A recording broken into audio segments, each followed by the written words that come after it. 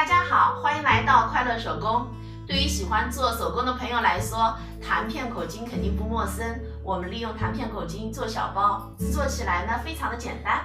今天呢，我用弹片口巾做了这样子的一个钱包。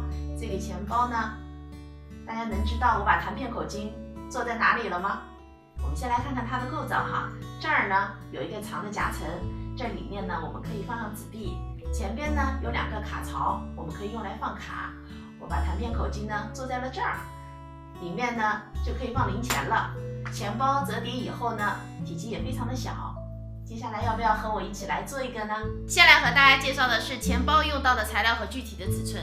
这个呢是钱包的主体部分，这片呢是面子，这片呢是里子。面子上呢我烫的是180克的铺棉，铺棉的尺寸呢是长度24厘米，宽度9厘米。在这边呢我打了2个圆角。这个呢是里子，里子上呢我烫的是一个指称，指称的长度呢26厘米，宽度呢9厘米。这儿呢也需要打圆角，它呢放了1厘米的缝缝。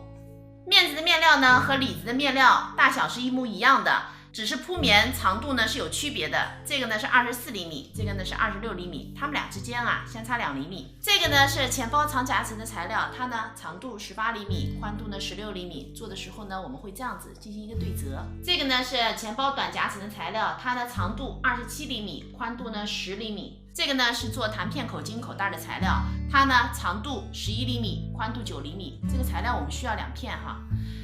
今天我们用到的弹片口巾呢，长度是9厘米。这个呢是钱包用到的配件，它呢需要这样子的一个摁扣、一个低字扣和一个门字扣，还需要一根拎带哈。拎带呢我做好了，做好以后呢，宽度1厘米，长度呢是25厘米。接下来呢我们就可以开始制作了。首先呢我们拿出短夹层的材料，把材料呢这样子对折，对折好以后，我们这儿踩条线，这儿踩条线，2条线车好以后呢，我们把材料翻到正面哈，翻到正面以后呢，我们进行一个折叠，这样子叠过来，叠好以后，这条边和这条边它们间隔呢是1厘米，然后呢，我们拿出这块长夹层的材料，我们在它的正面把刚才折好的这个材料这样搁上去，搁上去的位置呢是对齐这块材料18厘米的这条边。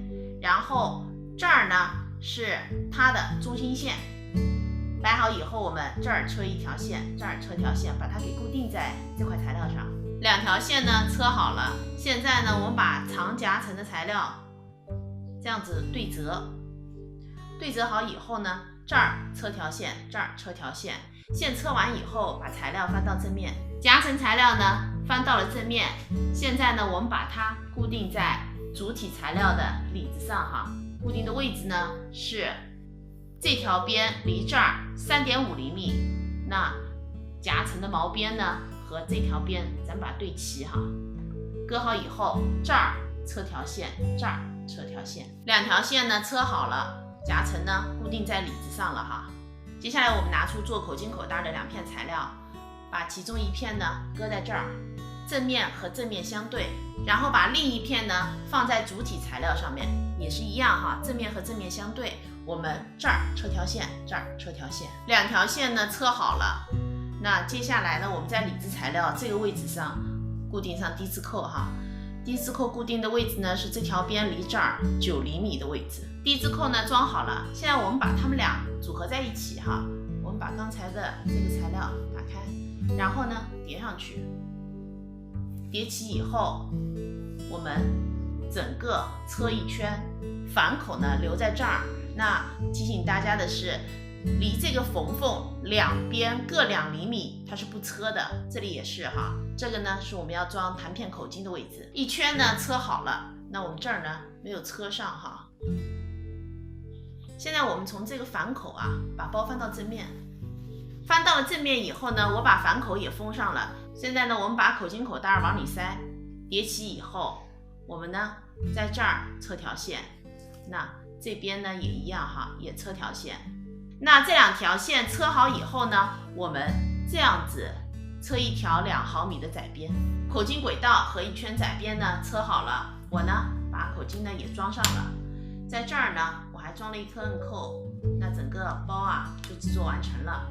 这期视频内容就是这些了。如果您喜欢我的视频内容，请您点击加关注。